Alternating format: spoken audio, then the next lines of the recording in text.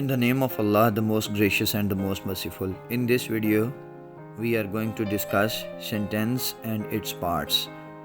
اس video میں ہم sentence اور اس کے پارٹس کون سے ہوتے ہیں اس کے بارے میں بات کرنے جا رہے ہیں. ہم سب سے پہلے دیکھیں گے کہ واٹ از سینٹنس. سینٹنس کیا ہوتا ہے اس کو ڈیفائن کریں گے.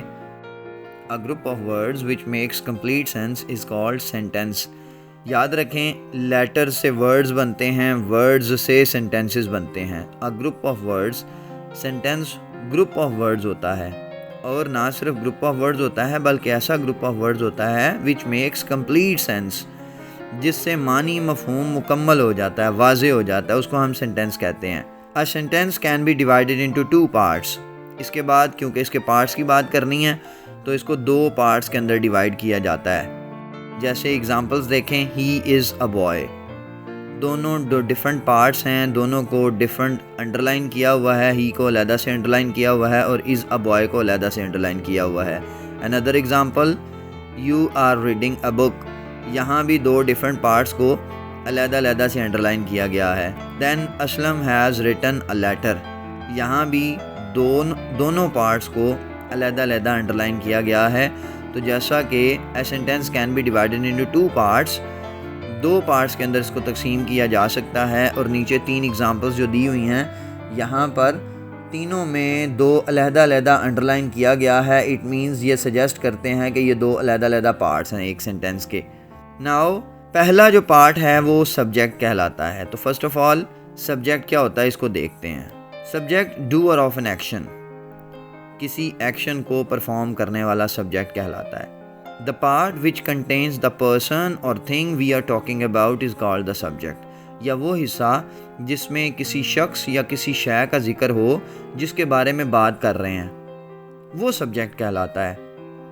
اس کو ایک اور طرح سے بھی ڈیفائن کیا جا سکتا ہے, a word or group of words about which something is said. ایک ایسا لفظ یا الفاظ کا مجموعہ جس کے بارے میں کچھ کہا جائے وہ سبجیکٹ کہلاتا ہے. اس کی ایگزامپلس دیکھیں. You are reading a book. تم ایک کتاب پڑھ رہے ہو. Reading is an action, یعنی someone is performing an action. You are reading a book. تم ایک کتاب پڑھ رہے ہو. تم کیا کر رہے ہو؟ تم ایک کتاب پڑھ رہے ہو. تو تم جو ہے نا یہ doer of an action ہے تو یہ سبجیکٹ کہلائے گا. He is a teacher. وہ ایک استاد ہے تو he is a teacher. یہاں پر he جو ہے یہ doer of an action نہیں ہے, لیکن اس کے بارے میں کچھ کہا جا رہا ہے, اس کے بارے میں بات ہو رہی ہے تو یہ سبجیکٹ ہے. The students of class 8 are making a noise. 8ویں کلاس کے طلبہ شور مچا رہے ہیں. یہاں پر دیکھیں پہلی دو ایگزامپلز میں ایک ایک ورڈ ہے, لیکن یہاں پہ گروپ آف ورڈز ہے, لیکن گروپ آف ورڈز وہ ایک یونٹ کے طور پہ کام کر رہا ہے, یہاں پہ ناؤن کے طور پہ کام کر رہا ہے. تو دیکھیں ہم نے اوپر ڈیفینیشن میں کیا a word or group of words about which something is said, یا a word or group of words that performs an action.